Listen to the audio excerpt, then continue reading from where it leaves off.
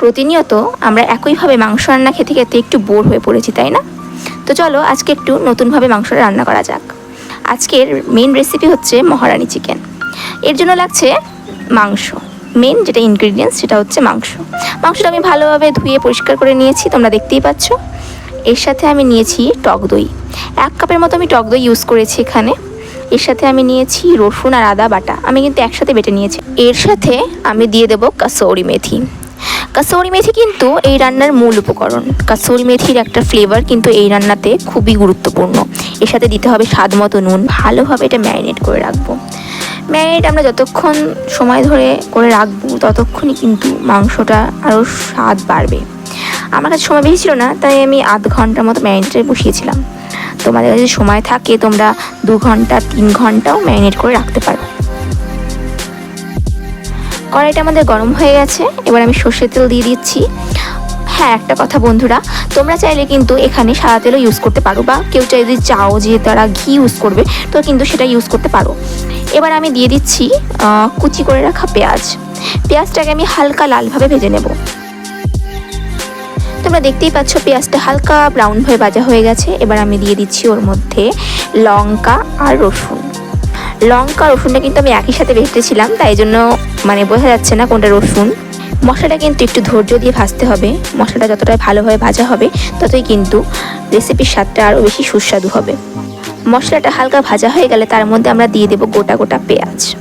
হ্যাঁ বন্ধুরা, তোমরা পেঁয়াজ চাইলে ইউজ করতেও পারো, নাও করতে পারো, কিন্তু পেঁয়াজ দিলে কী হয় বলো তো, রেসিপির স্বাদটা আর একটু ভালো হয়। যে মাংসটা আমরা ম্যারিনেট করে রেখেছিলাম সেই মাংসটা আমরা এবার একে একে মশলার উপরে দিয়ে দেব।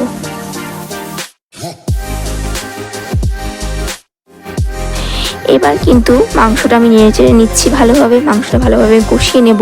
আর একটা কথা, এই পুরো রান্নাটাই কিন্তু হবে লো ফ্লেমে পুরো মাংস রান্না হবে, যেহেতু এই মাংসে আমি বাইরে থেকে কোনো রকম জল অ্যাড করছি না।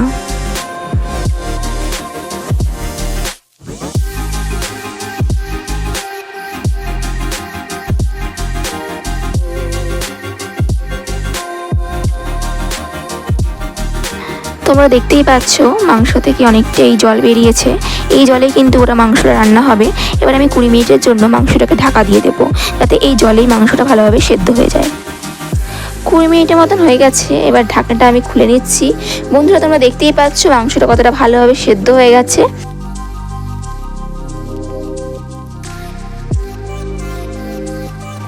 এবার আমি মাংসটাকে ভালোভাবে কষাবো যতক্ষণ না পর্যন্ত মাংস থেকে তেল ছাড়ছে।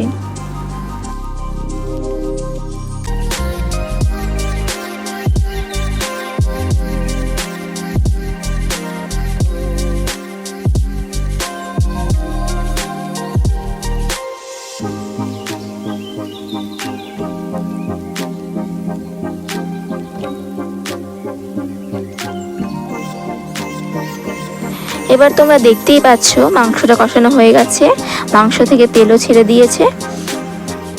এরপর আমি দিয়ে দেব দুধ আর কাজু বাদাম বাটা। বন্ধুরা এটা কিন্তু আমি একসাথে মিশিয়ে দিলাম। দুধ আর কাজু বাদাম বাটা এটা কিন্তু এই রেসিপির প্রধান উপকরণ। এছাড়াও আর একটা বিষয়, সেটা হচ্ছে হলুদ। এই রেসিপিতে কোনো রকম হলুদ ব্যবহার হবে না। এবার আমি হালকা নাড়াচাড়া করে হালকা ফুটিয়ে নামিয়ে নেব স্পেশাল মহারানি চিকেন। এটা কিন্তু ঘরোয়াভাবে প্রস্তুত করা যায় এবং খেতেও খুব ভালো হয়। তোমরাও এটা ট্রাই করতে পারো, খেতে কিন্তু অসাধারণ হয়েছিল। রুটি কিংবা পরোটার সাথে সার্ভ করুন স্পেশাল মহারানি চিকেন।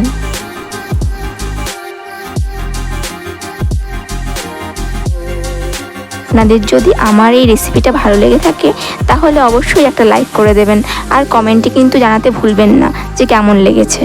আজকের জন্য এইটুকুই, দেখা হচ্ছে নেক্সট ব্লগে। ততক্ষণের জন্য টাটা, সবাই ভালো থেকো।